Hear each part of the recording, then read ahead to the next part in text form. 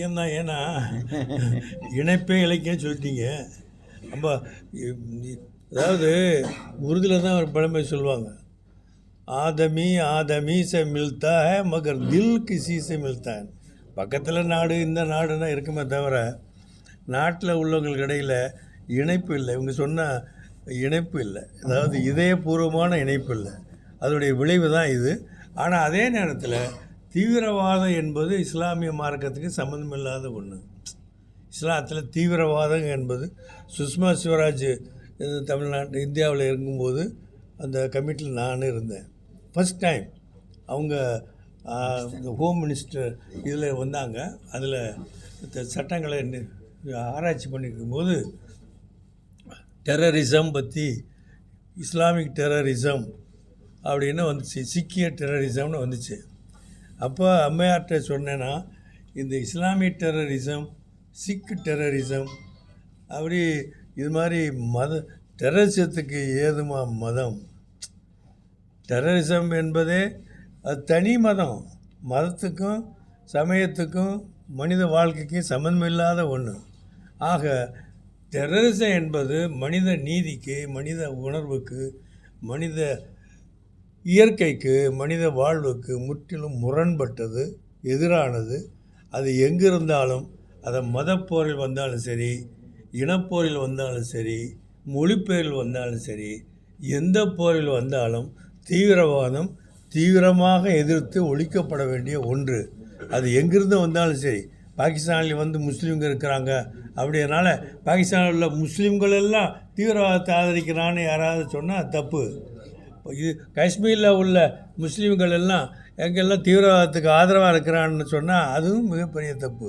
தீவிரவாதிகளை கண்டுபிடிச்சி கொடுக்குறவனே அங்கே உள்ளவன் தான்.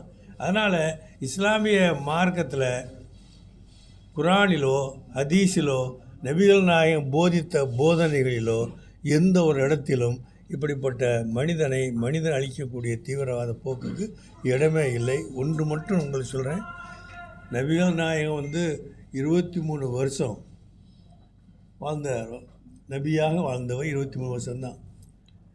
அதில் 13 வருஷம் மக்காவில் இருந்தார், 10 வருஷம்தான் அரபு நாட்டில் இது மதீனாவில் இருந்தார். இந்த 10 வருஷ காலத்தில், அவருடைய காலத்தில் அவர் கலந்து கொண்ட சண்டைகள், அவர் கலக்காமல் அவர் காலத்தில் நடந்த சண்டைகள் என்பது மொத்தம் 88 ஸ்கெர்மிசஸ், போர், சண்டை, வம்பு எல்லாம். இந்த 88 சண்டைகள்லையும் மொத்தம் இறந்தவர்கள் எத்தனை பேர் தெரியுமா உங்களுக்கு? 88லையும் 1024 பேர்.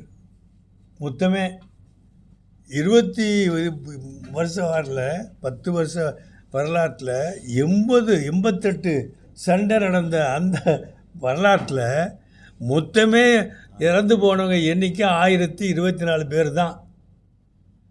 அதில் முஸ்லீம்கள் பாதி பேர் இருப்பாங்க, முஸ்லீம் அல்லாத நான் அந்த லிஸ்ட்டு என்கிட்ட இருக்குது. அது டாக்டர் அமீதுல்லா எங்கள் பாரிஸில் உட்காந்து 20 வருஷமாக ஆராய்ச்சி பண்ணி இந்த புக்கை வெளியிட்டார் உலகத்துக்கு. அது ஐரோப்பா முழுவதும் அதான் படிச்சுக்கிட்டு இருக்கிறாங்க. ஏன் இவங்க சொல்கிறேன் அப்படின்னு சொன்னால், இஸ்லாமிய மார்க்கத்தில் அந்த வாளை கொண்டு பரவிது இஸ்லாம் அப்படின்லாம் கிளப்பி விடுறதுங்கிறது தப்பான ஒரு இது. வாளுக்கும் இஸ்லாத்துக்கும் எந்த சம்மந்தம் கிடையாது. வாள் எடுத்தவன் வாளால் சாவான் என்பது தான் சம்பந்தமே தவிர, இஸ்லாமிய மார்க்கத்துக்கும் இந்த இந்து மதத்தில் அல்லது கிறிஸ்துவ மதத்தில் அல்ல எந்த மதத்திலேயாவது மனிதனை அடித்து கொல்லணும்னு இருக்கா அப்படின்னா எந்த மதத்துலையும் இல்லை. அது மாதிரி தான் இஸ்லாத்தையும் இல்லை. அதுக்கு மாற்றமாக நடக்கக்கூடிய முஸ்லீம்கள் எங்கே இருந்தாலும் சரி, எந்த போர்கள் இருந்தாலும் சரி, எந்த நாட்டில் இருந்தாலும் சரி, அவர்கள் ஒழிக்கப்பட வேண்டும், அழிக்கப்பட வேண்டும், இல்லாமல் ஆக்கப்பட வேண்டும் என்பது தான் முஸ்லீம்களுடைய ஒட்டுமொத்தமான கருத்து. அதனால் இந்தியாவுக்கு செய்திருக்கிற அந்த தவறான கொடுமையிலிருந்து இந்தியாவை காப்பாற்றுவது நம்முடைய கடமை. இந்திய மக்களை காப்பாற்றுவது நம்ம கடமை. சாரே ஜஹாசே அச்சா இந்துஸ்தான் என்பது தான் நாம் கொண்டிருக்கிற கொள்கை. இந்தியாவிலேயே உலகத்திலேயே இந்தியா மாதிரி ஒரு நாடு கிடையாது. ஏதோ பெருமைக்காக சொல்ல வேண்டிய விஷயம் இல்லை. உங்களுக்கு தெரியும், ஆந்த்ரபாலஜிக்கல் சர்வே எடுத்த முடிவு, 1985 அக்டோபர் 2ஆம்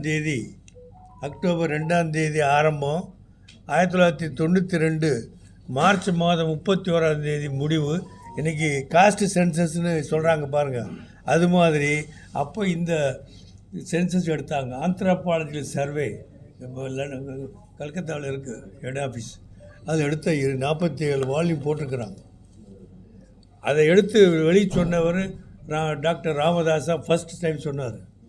அவர் தான் இந்த தமிழ் இந்து பத்திரிகையில் வந்து அதுதான் வெளியிடுறார். என்ன சொன்னார்னா 47 வால்யூம்களில் எடுத்து அதுக்கு செஞ்ச ஆந்த்ரோபாலஜி சர்வே கொடுத்த முறை என்னன்னு சொன்னால், இந்தியாவில் 4694 கம்யூனிட்டிஸ் இருக்குது.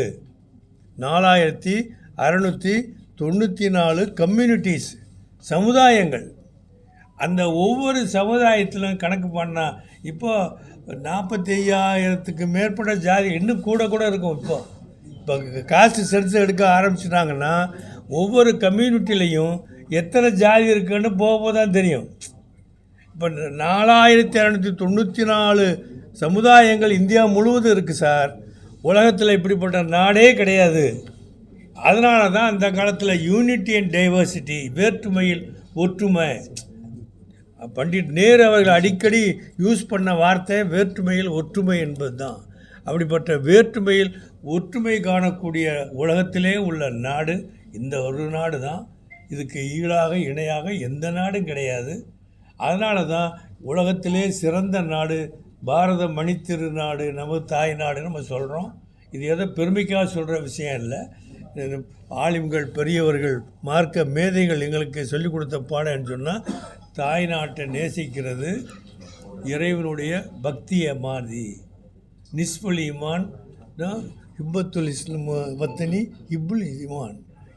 இது தாய் நாட்டை நேசிக்கிறது இறை நம்புறது மாதிரி பாதி என்று சொல்லியிருக்கிறாங்க. அதனால் இந்தியாவிலேயோ உலகத்திலேயோ மிகச்சிறந்த நாடாக நினைக்கக்கூடியவங்க தான் இந்தியாவில் வாழக்கூடிய முஸ்லீம்கள் என்பதை தெரிவிக்கிறோம். அதனால் இந்த சண்டை வம்புங்கிறத யாருமே விரும்ப மாட்டாங்க. இதுக்கெல்லாம் ஒரு நல்ல அமைதியான முடிவு வந்து, இப்படி எவனை செய்கிறானோ அவனை கண்டுபிடித்து அவனுக்குள்ள தண்டனையை ஊர் உலகம் தெரிய கொடுக்கக்கூடிய காலம் வந்தால் அதை மிகுந்த பாராட்டுக்கூடியதாக இருக்கும். அதுதான் நம்ம சொல்லக்கூடியதாக இருக்கும்.